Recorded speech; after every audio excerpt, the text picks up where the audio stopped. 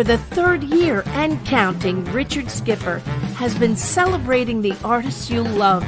Richard Skipper is all about celebrating life, art, and his guest body of work. Please join us while he showcases these diverse and talented individuals. Here's Richard Skipper. Happy Sunday, everyone, and welcome to a very special edition of Richard Skipper Celebrates. Who or what are you celebrating today? There's so many things to celebrate when we take the time to do so. But today's show came about because I was recently reading about a show that was at the George Street Playhouse, one of my favorite theaters in the country. And it was a show all about the life of Steve Guttenberg, the Gutenberg Bible. Great title. And I was reading about this, and I reached out for a possible interview. That was a few months ago. But it turns out that the show is moving to the Bay Street Theater, another favorite theater of mine in Sag Harbor. And God willing, I'm going to be there to see that. So I reached out about the possibility of doing an interview with Steve. And Judy Katz, their wonderful publicist, got back to me. And we set this interview up today. But not only do we have Steve, who will be appearing later on in the show, but we have the man who helped bring that show to life, and that's David Saint, who, of course, is the artistic director of the George Street Playhouse. David, welcome to the show, and I'm thrilled you're here today. Thanks so much. Glad to be here.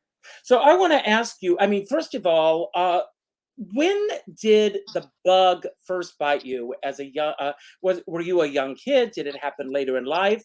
And could you have imagined the life and career that you have created for yourself? No way could I possibly imagined. I grew up in Boston, and I decided when I got out of school to come to New York. I had been acting, in school production since I was a kid because I just fell in love with it. And I got a book by Uta Hagen called Respect for Acting, which was used in our acting classes in school. So I decided to go to New York and audition for her class. You have to audition for her. You had to audition for her classes. And I said to myself, well, if I get in, I'm moving to New York. And if I don't, then I'll wait and see. And so I got in. So I had to move to New York immediately, and did some survival jobs, took her class once a week ended up being 6 years I studied with her. And in that time, people would come and go because you got a job. And she always said, you should look at her class like a gym where you keep in shape with your acting chops, but you could come and go and do shows. So that's what I did. I was an actor first, and we had a great class. We had people like, Matthew Broderick and Christine Lottie and even Rock Hudson in our class. So it was quite a group, and people would come and go, and she taught me an enormous amount about acting, an enormous amount. And, I've always had sort of mentors in my life. I've been very lucky that way. And during that time when I was studying with her, Ann Mira and Jerry Stiller became sort of parents to me. Now, that happened through a set of circumstances, but at some point along the way, I was coaching some actors, and they suggested to me, why aren't you directing? And I said, I don't know how to balance a checkbook. And they said, well, that's not what directors really do. What you do and your understanding of actors and what they need in a scene is what we need and what a director should do. So through some recommendations of them, I got a job assisting people, and then like Doug Hughes and Dan Sullivan. And then finally, I started directing on my own. And one of the first shows I directed was actually written by Ann Mira, and it was called Afterplay. And we did it at Manhattan Theater Club. And we did it at Manhattan Theater Club, and then it moved to an off-Broadway run. And then I did it in Los Angeles, and I did it a lot of places. And through Ann Mira and really through Ann, I met one day, who came to see the play, Arthur Laurents. And Arthur Laurents, the famous writer and director, and he was extremely complimentary to me about my work. And about a year or so later, I was in Seattle at Seattle Rep doing a workshop of a play, and I see this person crossing the street, and I think that's Arthur Laurents. And I went over, and sure enough, it was. He was doing a workshop of a play, and I was directing a play. I said, "How are you doing?" He said, "Terrible. You want to go get a drink?" And I said, "Sure."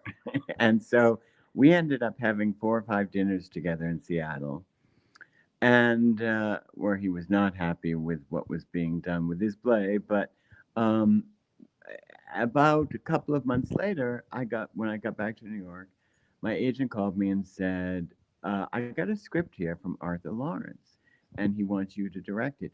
Oddly enough, just shows you how circles, complete. He said they want to do it at a theater out on Long Island called the Bay Street Theater in Sag Harbor, Mm. and Arthur wants to know if you want to direct it. And I, of course, was thrilled. And then my agent, as well as some others that I had gotten to know, said, "I'd think twice about that." And I said, "Why?" And they said, "Because he can be known to eat directors." David, your volume seems to be going down. Oh, sorry, my Yeah, that's okay. Yeah. my phone got in the way. So I said, I heard from my agent and others, I heard, "Don't do it because he eats directors for breakfast." And I said, "Well, that has not been my experience with him, but it's been social. But I really have had great conversations with him, and we seem to be on the same wavelength a lot. So let me read the play." I read the play. I love the play. I said, "I'm doing the play." And that was the beginning, actually, out at Bay Street, of my career with Arthur Laurents, and which went on to be quite extraordinary. He was a mentor to me for years, and I directed 11 of his works, including at the end, he wanted me to be with him on Broadway to do the production of Gypsy with Patti LuPone, and then the production of West Side Story, his last 2 Broadway revivals. Mm, So I did those, and that was an education, incredible education. And he said to me, "I want you," at this point, we had known each other for over 25 years. And he said, "I want you to be the head of my estate when I pass on. And I want you to know everything that's important to me about these works, especially West Side Story, because that's the most popular of all his works." So he went through that. I co-directed it with him, and he went through every page, every line, and told me what was important to him and what wasn't. He said, "Because, as you go into the future, you're a lot younger than I am, and when you become the head of my literary estate, I want you to have information directly from me on how to deal with these properties in the future." So it was an incredible. It was like going to doing my thesis on the works of Arthur Laurents, and so that became a huge part of my life and led to me directing the national tour for 4 years. Then I had an incredible experience directing West Side Story in Tokyo at this brand new theater called 360 Stage Around, where the audience, it's sort of hard to explain to people, but the audience is on a big center of a donut, and it turns without the audience knowing slowly, and it reveals through these screens, which you've had projections on, that open up all around you and have basically 12 sets. So Ana Luizos was able to design some incredible settings, including, a real Hudson River with real water that the guys fight and fall in during the Rumble. And, a two-story buildings where you had an incredibly well furnished and propped drugstore and the attic upstairs. And you had the Maria's bridal shop underneath her bedroom with the real balconies that Tony climbs up. And everything was almost like cinema. And oddly enough, I went right from that to work on the movie of West Side Story with Steven Spielberg. That had come about through a process. I had met with him first before he met the others, mainly I think because he knew I was a director. And I actually, small world, I had directed Amy Irving, his Mhm. ex-wife, in a Yes. play at George Street Playhouse.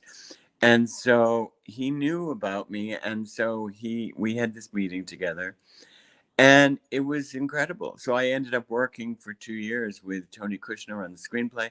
And then when we got into filming, I basically sat right next to Spielberg, and he invited me there and said, "I want you to be an associate producer on this film." So it was an incredible experience for me. And Arthur had always said, if you're going to do another movie of West Side, and oddly enough, he wasn't a fan of the original, as were not Sondheim or Bernstein. Hmm. So he said two things I would ask you to enforce. One, that it be written by a very intelligent writer who knows it's a movie, not a play. And I thought, well, Spielberg suggested Tony Kushner. So I went, check, that. And then he said, and hopefully it would be directed by a real master of cinema. He said, I don't want somebody who's a theater director to direct the movie. I want it to be done by a real master of the art of cinema. So I thought, well, you can't do better than Steven Spielberg. So that's how that all happened, and that was a big chunk of my life. Meanwhile, against all this, and you can stop me at any time No, because I'm I'm like, enjoying every bit of this, and I've got a lot of I'm questions that are coming out of yeah, this. good. I'm a locomotive. I'll just keep running and running. That's great. I So love um, during all this period, I had gone out to be an associate artistic director at Seattle Rep under Dan Sullivan. And then they were down to two of us to take over because Dan knew he was going to be leaving. And they chose this other person, and so who had already run theaters in the past, and I had never done that. I didn't even know I wanted to do that. That was Dan's idea. He said, "I think you'd be good at it, and I think you could learn a lot by being my associate." So then, as soon as I got back from that time in Seattle, I was offered this job at George Street Playhouse.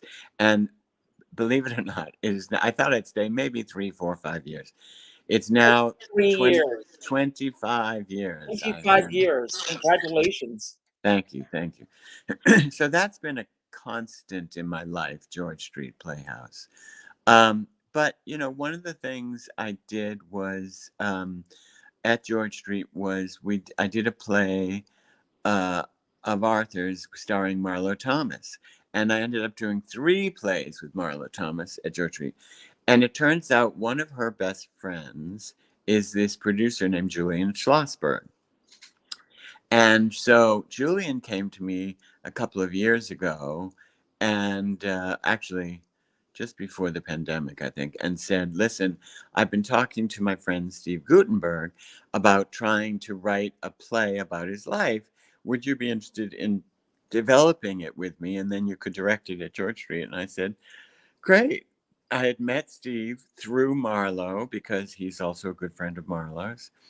And so that's sort of bringing me up to date in the very quick version. And so then I worked on the play with Steve for a couple of years on shaping and forming the script.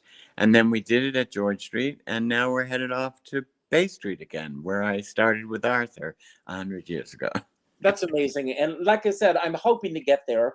I'm going to Provincetown to do a show, and the week after I get back, I'm planning on getting to Bay Street to see this. So I can't wait. Uh, Great. I want to go back, and then I've got a lot of questions based on everything you've just told me. So Okay. I want to go back to Boston. When you were growing up in Boston, did you have the opportunity to do a lot of theater there? I know that you said Respect for Acting, which was also when I was in high school and I discovered that book, it became my Bible. And Yeah. when I came to New York in 1979, I also studied at HP Studios. Uh-huh. Unfortunately, I didn't get into Uta's class. I Uh-huh. didn't. The class I wanted to get into was booked, and they put me in another class. But I want to ask you, when you were in Boston, did you get the opportunity to do a lot of theater? And number two, how did the book Respect for Acting end up in your hands? How did the book? I think I went to BC High, Boston College High, and from the moment I arrived, I auditioned the first week for the first play. I ended up doing a play every month, I think, for the entire 4 years I was there. So I would act in productions, and we had a very active drama department at BC High. And my high school teacher, Kevin Kynock, who was the head of the drama department at BC High, he is the one who first gave us the book Respect for Acting. And we all of us young actors, of course, ate it up like crazy, and it became, as you said, for you, it became our Bible, and we tried to incorporate a lot of it. And then when I graduated school and I was going to New York, I thought, I want to go to New York, but the first thing I want to do is audition for Uta's.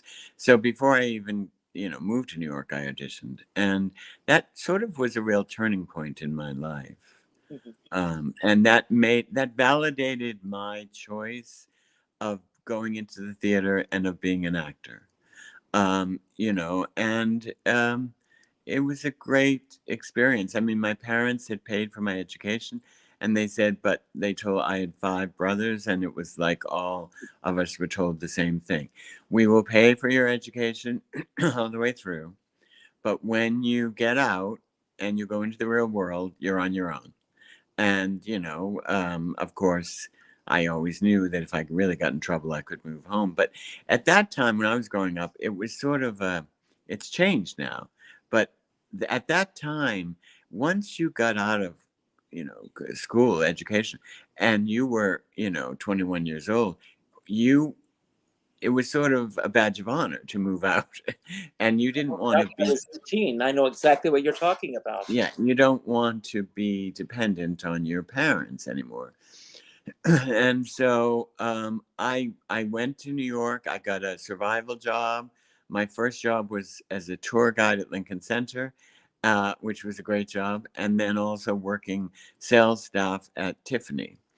And so and then I would go to my class every week with Uta.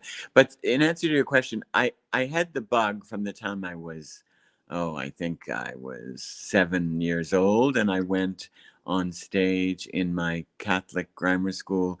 I was the bubbling brook in the Song of Bernadette. That was my first time. An auspicious start it was. Exactly. What year did you come to New York? I came to New York in 1980, I think. Okay, Yeah. I came in 79. So for those who were not around at the time, it was a very different New York from what it is now. So when you arrived in New York, I always joke and say that, and it's not really a joke, but that when I came to New York, I was expecting the world of breakfast at Tiffany's and Sunday in New York. And what I arrived in was Taxi Driver and Midnight Cowboy, completely different New York from the New York that I imagined. But living closer to New York than I did, had you visited New York prior to coming to New York? I had, and I had seen some Broadway shows and gotten with a lot, mainly with some other actors in my high school drama department and the drama coach. We would come down and see 2 shows on a Saturday and stay in some very cheap hotel, and then see a matinee on Sunday, and then take the bus back to Boston. And some of those shows I saw ended up being, I got autographs afterwards from people like Jerry Orbach and Fritz Weaver, and I ended up working with those actors later. So it's little did I know, of course, when I was just a young high school kid, that I would ever even meet these people, let alone work with them. That's an amazing story. I love hearing that. It's so amazing. But and what do you recall from your audition for HB and Uta Hagen? And what are some of the things that she instilled in you that you've carried through your entire career? Well, she liked people to audition with scenes. And I remember I auditioned with an actress friend of mine, and we did a scene, and it went well, but then she she didn't she accepted me but not the friend that had asked me to audition with her. So that was a little sort of tricky because I really was doing the scene for her sake, but then I got accepted. And then, as you know, her first year, your first year with her, she concentrated on these exercises that are in her book. And then she didn't even get to scene work. And then the second year, she would start assigning you scenes. And as I worked on the scenes, what I started to learn was not only just when I was doing a scene, but so important watching other people do their scenes and hearing what she would say to them. And I played this game with myself where I thought, what would I say, in my head before she began to speak? And I gradually learned what she was interested in, and that's what I became interested in, which in a nutshell was finding the truth in a scene. So, and with that, she used every, trick in the book or every tool in her arsenal to get there, whether it was using the exploring the character in the previous circumstances in the world of the play and what you come into that scene with and what you want and what your motivation is in each beat of the scene. And ultimately, I have to admit that years later, when I started directing, that's really what I did as a director. The same thing. I would examine each scene beat by beat and examine the truth underlying the text. So, in other words, what was the emotional truth of the characters? What was the subtext? And several years later, I had directed for Arthur for a few shows, and he wrote a biography called Original Story By. And there's a section in the book he wrote about me, which was really lovely. But what he talked about, he said, David's strength is digging to find the emotional subtext in a play, finding what the hidden truth of the play was, and communicating that to the actors and finding a way to work with the actors to let them uncover that in their own personal life. Uta used and believed in this whole notion of substitution, where you find something in your life that's maybe many times only known to you, and that you use that set of circumstances in that event to find if that's the right emotional center of the scene you're in, and to use that substitution for the emotional value of what was in the scene. It's funny, I was just talking to some friends recently about the way the world is, constantly changing, but especially in the last 4 or 5 years, and during the pandemic and all these movements, and you know, and it's interesting because the first time I ever heard uh, an emotional trigger, a trigger warning. First time I've ever heard that was in Uta's class, where it was used almost in the exact opposite way it's being used today. Mainly that she would say, our job as an actor is to find that gold in our lives that we can apply to any given character, any given scene. And searching for those, you want to look for the emotional triggers from your life, which will set off the uh, emotional response that may be right, something you can use now. So, in that sense, the emotional triggers were always the good thing you were searching for, according to Uta. And then years later, I have many friends who teach acting at universities in New York, NYU, and everywhere. And they said that one of the big things you have to be aware of now, young people do not want to be emotionally triggered. Complete opposite. Complete opposite. And so much so, I mean, there was one case where this friend of mine had students and, he had assigned some scene from August Osage County, and there was history in one of the young actors' lives of, a child molester, which is one of the characters in August Osage County, although not even, by the way, the scene he assigned. Mm-hmm. And they protested and brought him on the carpet in front of the faculty, in front of the higher ups, and said, he's not allowed to assign scenes like this because it's an emotional trigger for me. Well, my response is, well, what happens if you know anyone in your life who's committed suicide? Can you not do Death of a Salesman? If there's been an assault or a rape, can you not do Streetcar Named Desire? I mean, let's not even talk about Shakespeare or the Greeks. So I thought, what's going on? Because I understand abuse in the theater, and that's obviously not right. But we have to be careful because, if you start saying that any of these great plays that I've just mentioned, and many, many more, you don't want to work on them, study them, or see them because they have an emotional trigger for you, then why are you going into the theater? I mean, that's what we do. And if a play doesn't emotionally trigger some big emotional response from an audience, it's probably not a very good play. Well, David, you've been an artistic director now, you said, for 25 years. You've directed, so many great works, even prior to that. Yeah.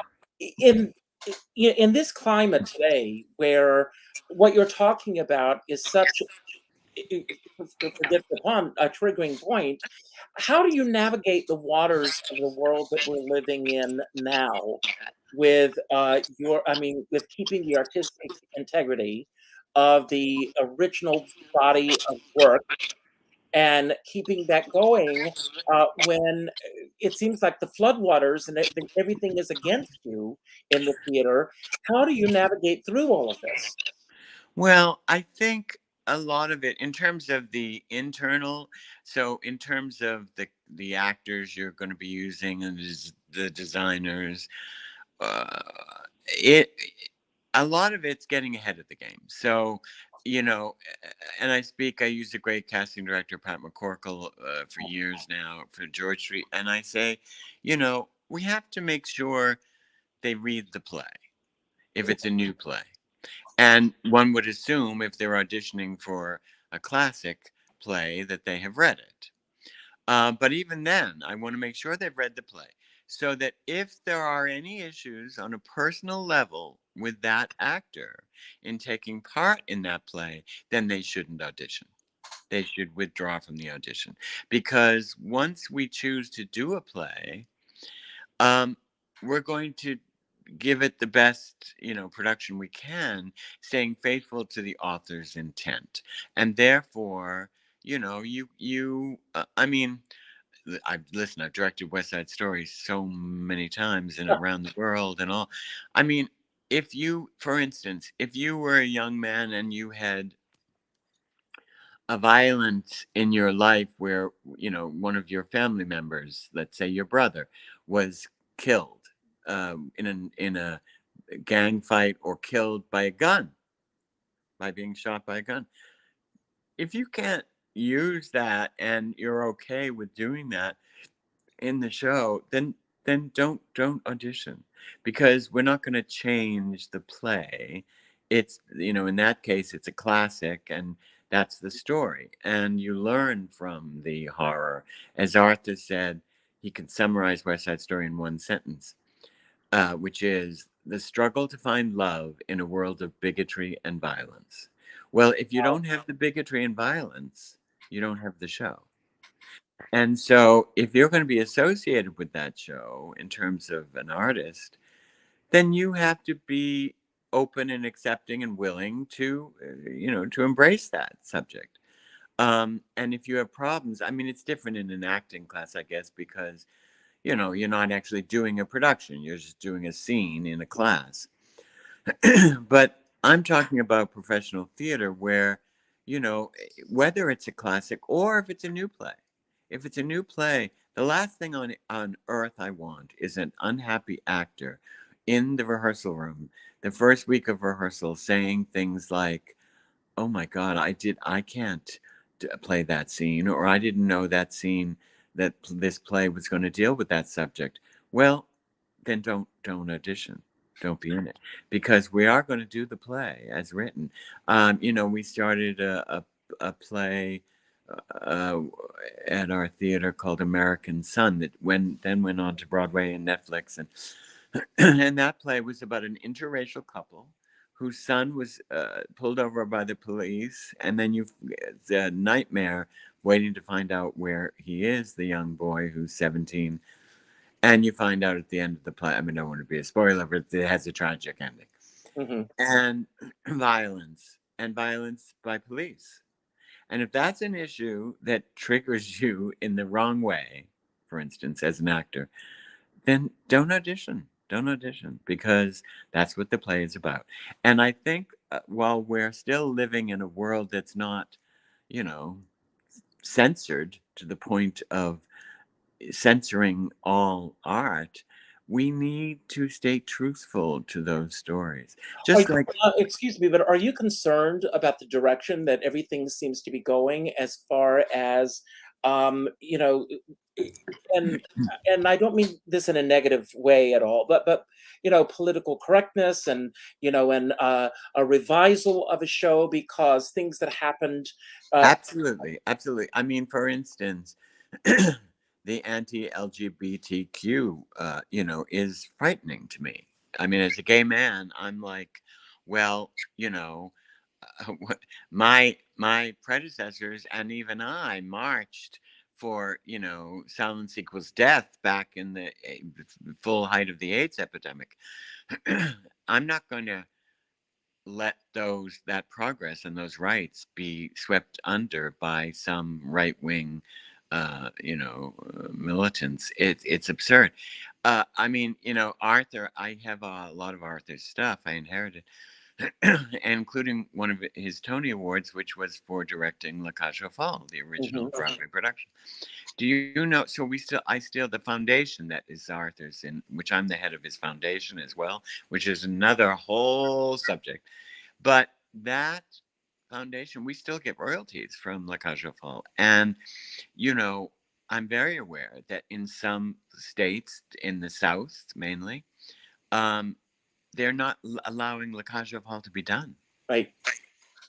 I mean, this is shocking to me. This is not a La Cage aux Folles, although it centers around a gay couple, one of whom is a drag queen, who puts on shows. The show is really about family, and it's about them and their child, who's getting married to a woman, accepting them as a loving parents. So it's really very conservative at its heart, but they're outlawing it because they don't want to see men in women's clothes, which is astonishing to me, because that has happened for years and years and years and years. I mean, back to shows like Charlie's Aunt, and I mean, many, let alone Shakespeare, who has Viola in Twelfth Night dressing as a boy, and I mean, this kind of stuff has been around forever, but suddenly there is a new wave. I'm hoping, my answer to that, Richard, is I'm hoping that this will pass. I certainly hope so.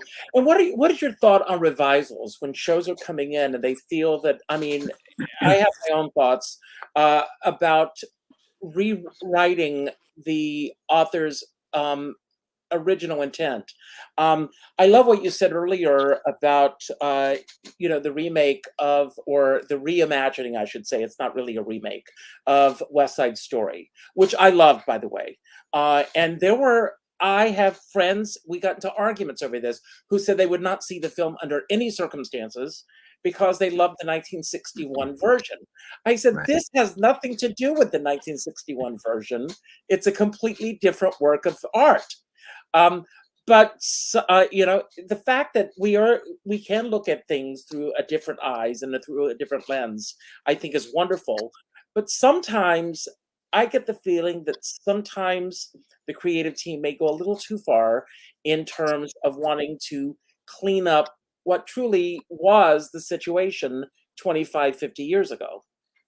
Yes, I agree. Hence, and therefore, I come as the representative of the literary estate. I'm the head of the Laurents estate.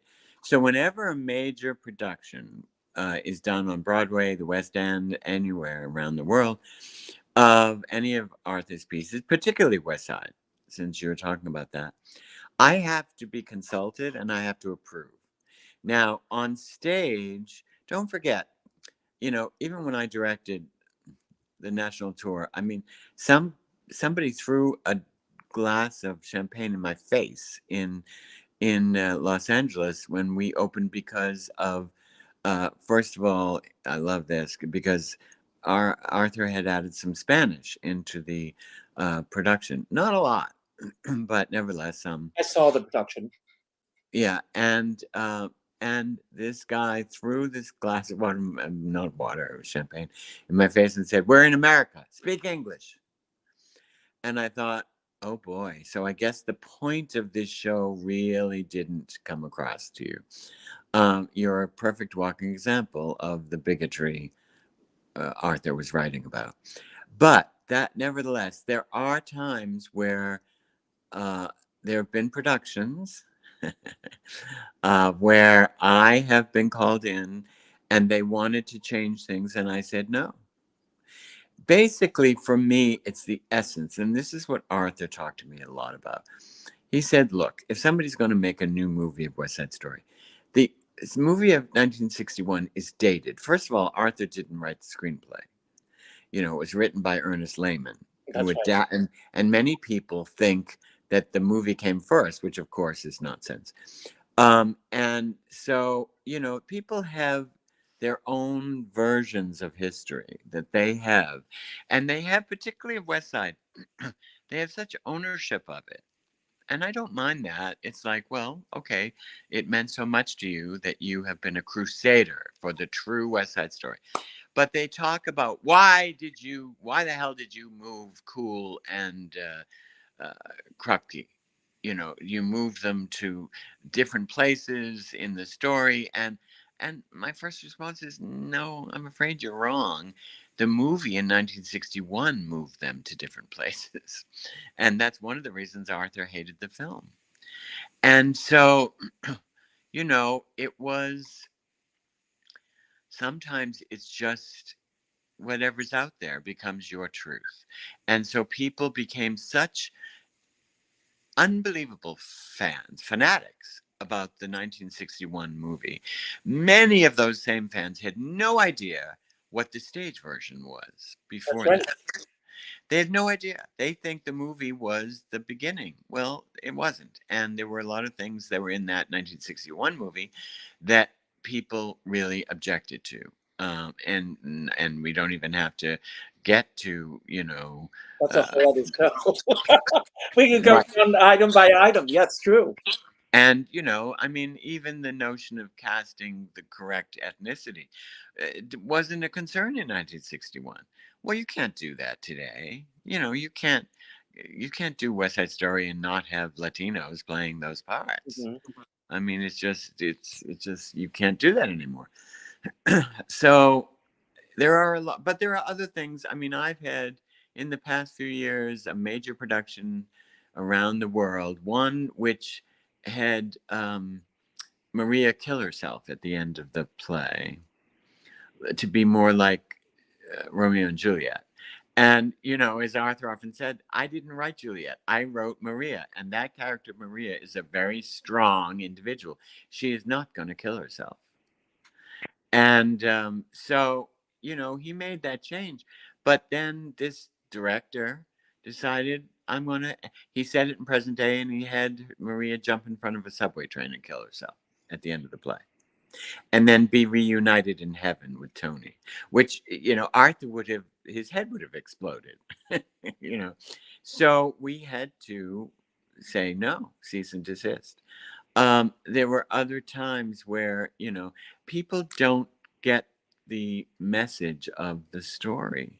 They don't understand what's important and what's not. I mean, even the dialogue, and Arthur told me this, years later, that some of the dialogue was dated because he was writing at a time where people were used to musicals like Guys and Dolls, where there was humor to liven things, and it was very rare, except in the world of opera, that any musical had your leading characters dead by the end of the play. That just didn't happen. This was a different musical theater. Yeah, it became musical theater instead of musical comedy. And but so honoring those things. It was another famous production done in the past recent time who wanted to cut Maria's speech about how do you fire this gun, Chino, and cut the line, I can kill now because I hate now. Well, that's in that one line, and I told the director, you don't understand the play.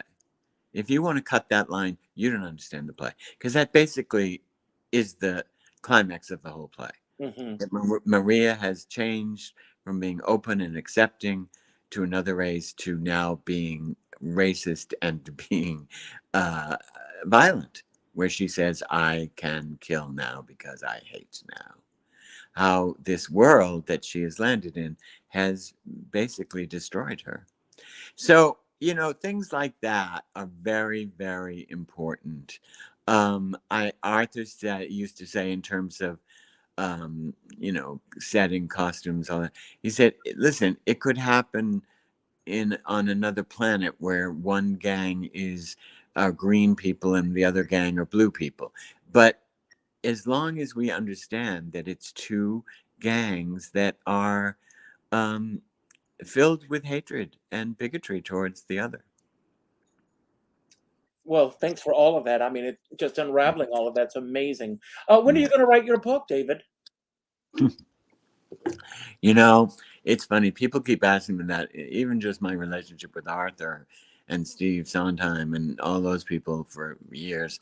I just don't. Sometimes my ego works in such a way that I want to say, why do people want to hear about what I have to say but I do realize, so my marketing director at George Street asked me just one weekend, could you help me with some memories of your favorite memories of George Street in the past 25 years?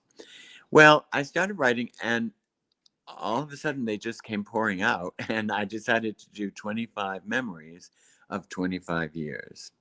Wow. And and I realized by the end of it, wow,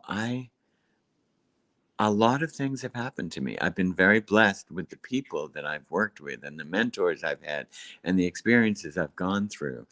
And so there is a lot, and that wasn't even about Arthur, which is a whole other book. Let's talk a little bit, if you don't mind, about your most recent memory, and that's the Guttenberg Bible. You mentioned how this came about. What was the process of putting this together and putting, a true story, someone who is still with us, telling his story on stage? And I was surprised to hear it's not a one-man show. No. There are other actors in the show, but bringing his life story to life on stage. What was the process? Well, it was a very interesting process. Unlike most I have done, even working on new plays, was that he had written a book, and he and Julian said, I think you need to write a play about this. And he didn't sort of know where to begin. So we said, listen, write down everything. Write a play with all your favorite parts, of your life.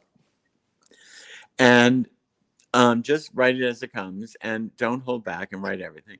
And then one of my greatest thrills is editing and working on a script, finding what's important and what's not, and shaping it. Now, so it went in several stages. First of all, Steve sent 350 pages. I said, "Well, you really did write everything, and you didn't hold back." I thought, 350 pages. Usually with most plays, It's about, a page a minute, or maybe a little over a minute a page. So I thought, this is going to be, an 8 hour, journey. I can't do that, but let me take it. And I started editing, and I started just cutting away and going. One of the decisions I made early on with Steve was that he should play himself all the way through it. And then we should hire, I arbitrarily said 3 actors, 2 male, 1 female, to cover all these other wild and crazy characters in your life. And that's what we did. And as it ended up, 3 actors play 90 roles. Wow. And the show is 90 minutes. So it's basically, and the other thing I found is that, he's had a lot of very funny experiences with very colorful characters. I mean, everyone from Merv Griffin to Alan Carr to, his parents, to Gregory Peck and Laurence Olivier. And, I mean, his career is amazing. And with all these incredible people in it. So I found early on, and then I had to figure out a way to stage it. And I thought, you know what? I'm going to approach this whole thing. What I call it is like a new age vaudeville. So there, you remember, I'm sure, the Rona Martin's Laughing. Of course, And, yes. and one of the inspirations I took, I'd never seen it done on stage, but where they had that laugh-in wall, the joke wall, where, right, people Yes. open the windows, pop out, say a few lines, and then shut the window and go away. And I thought, well, there are certain characters in this play that are come on for 2 lines or 3 lines, and then they disappear.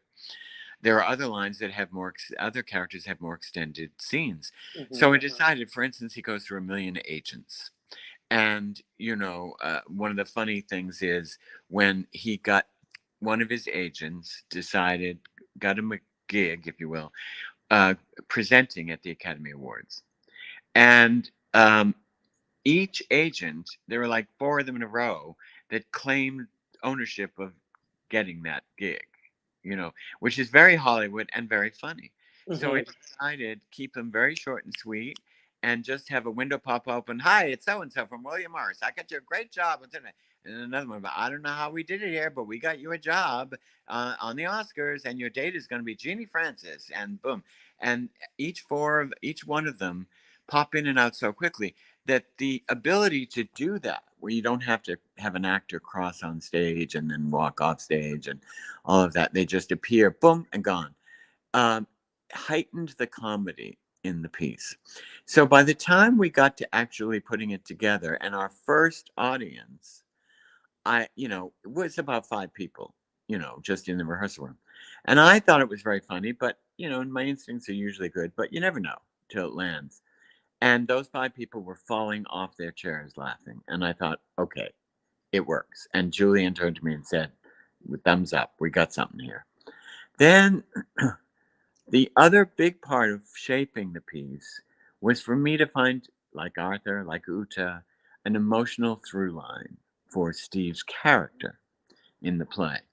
And that seemed to be, every once in a while, he would talk about, or in other words, a monologue to the audience, what he learned from that previous experience, and how it changed his life.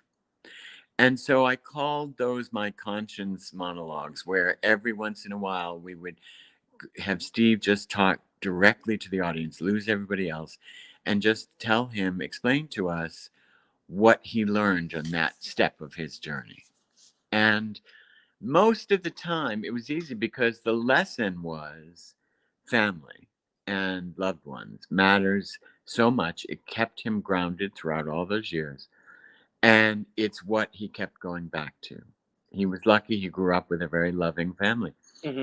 But so that becomes a big part of the show. And then, for the past 6 years, Steve had been a caretaker for his dad, whom he loved dearly, who was dying. And Steve took care of him, learned how to do the dialysis at home, really was a hands-on caretaker. Hands-on, wow. And didn't do any work in theater or film. And Then last summer, his father passed away. So after the first read through, just in a room in a rehearsal studio, I took Steve aside and I said, "Can I ask you, would you mind bringing the play up to date at the end by talking about your dad?"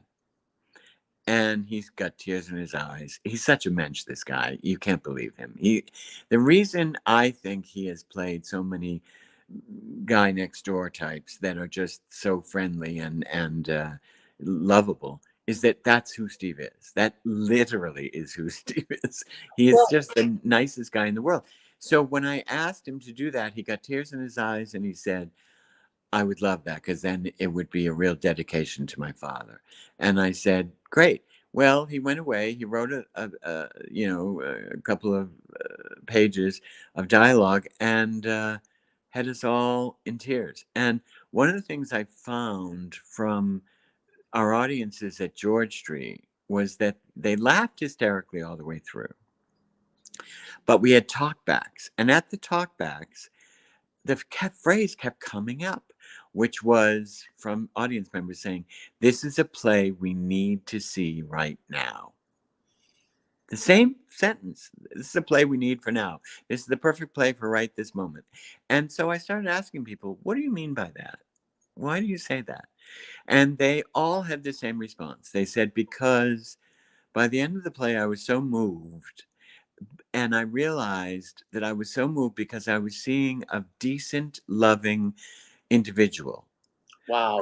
and I am so bombarded with the opposite of that in my life, on the news, on the there are no more loving, decent people, and it's very hard to find that in your life. So here's a show that values and really is a testament to that kind of person, and that you can be generous, kind, loving, and family oriented and still become successful. That's amazing. Let's give the audience just a teaser of the show. Here it Oh, is. sure.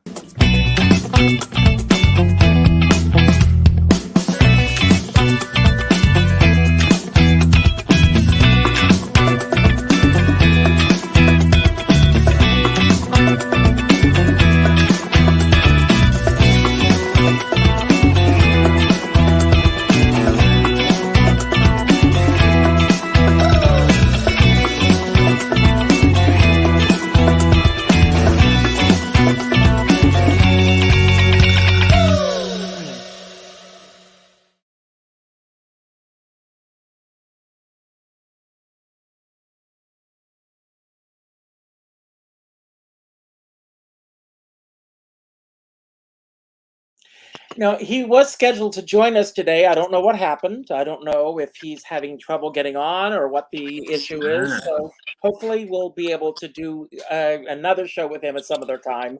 yes, Well, please. But I urge you to reschedule because this guy off stage, I mean, so many people want to stay after the show and meet him because it's almost hard to believe, but he is actually that same lovable guy that you see in all these movies. So I think your audience would love seeing an interview behind the scenes with him because he has a million stories. Don't forget, I cut. I cut. It, it's down to, it so the started at 30. other 300 pages we'll put on the show here. So That's right. And now it's 69 pages. uh, So I and is cut a the entire lot. cast going over to Bay Street with the Yes, show? the entire cast is going over. I think there's a few days where one of the actors had a condition conflict. So we have a great understudy coming on who's a wonderful actor named Stephen DeRosa that I've worked with, who's been on Broadway many times, and he's also great. But those three actors are hysterical. And you could see, you didn't hear dialogue in that clip, but what you did see is they have to do not quick changes. I'm talking miraculous changes, like instant changes. So they add a lot of pieces: wigs, hats, glasses, jackets, different things. At one point, they become. There's a very funny scene where Steve had gotten cast in Alan Carr's movie Can't Stop the Music, and this was a movie which was starred the Village People and Valerie Directed by Perrine. Nancy Walker. Nancy Walker, you're right. And so before they started shooting, they said Valerie wanted to meet Steve at her house in Beverly Hills. And so she was having a pool party. And he went, and Valerie, and this is all true, Valerie and her best friend, Brigitte, I think is a Brigitte, yeah, or Bernadette.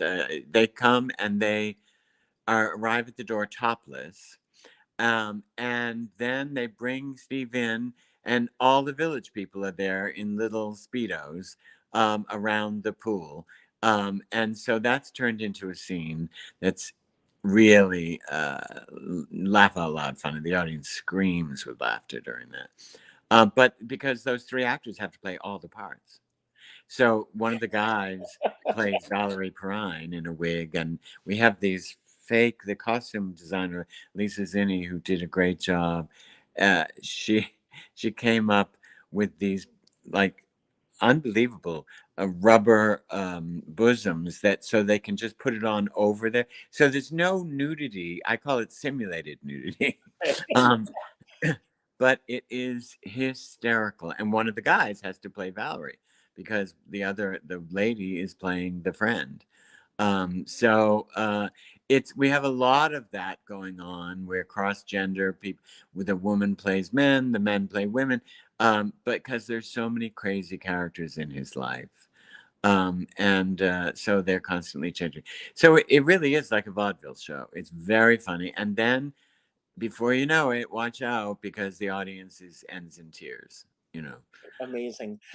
Will there continue to be talkbacks after the performances in I at don't theater? know how, I haven't asked that question. We have a production meeting tomorrow and I will ask them. I assume they probably do. Most regional theaters do have them. But I will ask about that. I know we did at George Street, but that's my theater, so I run it that way, And Um, are there plans for this to go on the road beyond the Bay Street Theater? yes, we hope so. I hope. We're already talking to booking agencies that could book it. I mean, because right now I could name 10 cities around the country that would eat this up immediately. And especially if Steve, is willing to tour with it, which he is. And then we also want to talk about how, when, and where of moving it into New York, So there's a lot of possibility. We have a lot of people who've already seen the show. We're having a lot more people coming to see it out at Bay Street in Sag Harbor. Well, I'm wishing you a long run. David, I could go on for days with you. I want to respect your time and keep this within the hour. I'm sorry that Steve did not make it here today, but I've enjoyed this so much that if he happens to see this later, and I hope he will, I hope so. an open invitation for you to come on the show and to tell more of this story. Great. And he has a million stories, even beyond the play. So I'm going to give you the final word, but before you do, I'm going to give my final word. And then when you speak, it could be about anything that we spoke about that you want to build upon, anything that we didn't speak about that you wish we had, or just any final message that you want to leave everyone with. First of all, Judy Katz, thank you so much for making this happen. She's the best. Yeah. And I also want to thank each and every one of you for spending an hour with us, whether you're doing it now or later on when this is on YouTube. Thank you for being here. David and I both will agree on this subject. When you take the time to go to the theater and to spend time with us, we don't take it lightly. It's very important. And it's very important that you continue to go out and support live theater. If you can get to the Bay Street Theater next month, it's playing through the 20th. Am I correct? Yes, but I think they're already hoping to extend it beyond that. That's great. And like I said, I'm hoping to get there around the 15th. Will you be there at that time or? Yeah, I have a house. In fact, I'm right now in Arthur's old house in Quogue, where I live. Wow.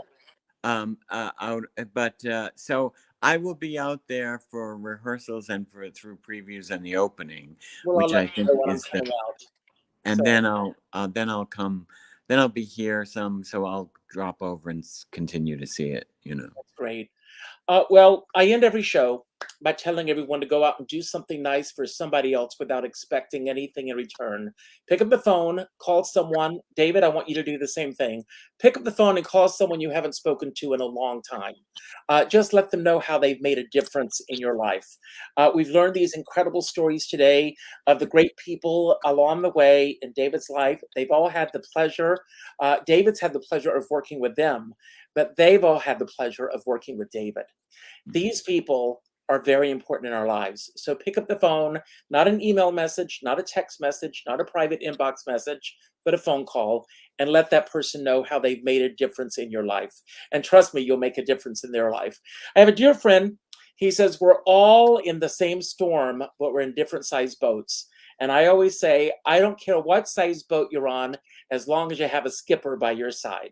And with that, David, I'm going to leave the screen. It's all yours. And when you say goodbye, the final credits will roll, so you don't have to worry about how to end the show. Thank you so much for being here. And again, everybody, make it a great week. Go and see live theater. Here's David Saint. Well, that's a lovely message you leave us with. And I want to add to that. One of the things I discovered several years ago was that many times we do something for someone, a gift, a generous gift of some way, some shape or form. And unfortunately, sometimes we get confused that it's the thanks that we are after, or the appreciation, and maybe even a return favor from those people when we give a gift. And my mother once taught me when she was dying, actually, of ALS, and she said, the best thing are the anonymous ones. And she told me a few gifts she had given to people and young people, and she was a painter and artist, and she would just buy things like art supplies for a young struggling artist, and it would be delivered anonymously, and she never let them know she was the one who sent them the gift. And I thought that was quite extraordinary. So I've tried that a few times, and I must tell you, it is the best gift you can give yourself, to know that you have done something for someone else and you've never taken credit for it. That's, to me, true generosity and true gift giving.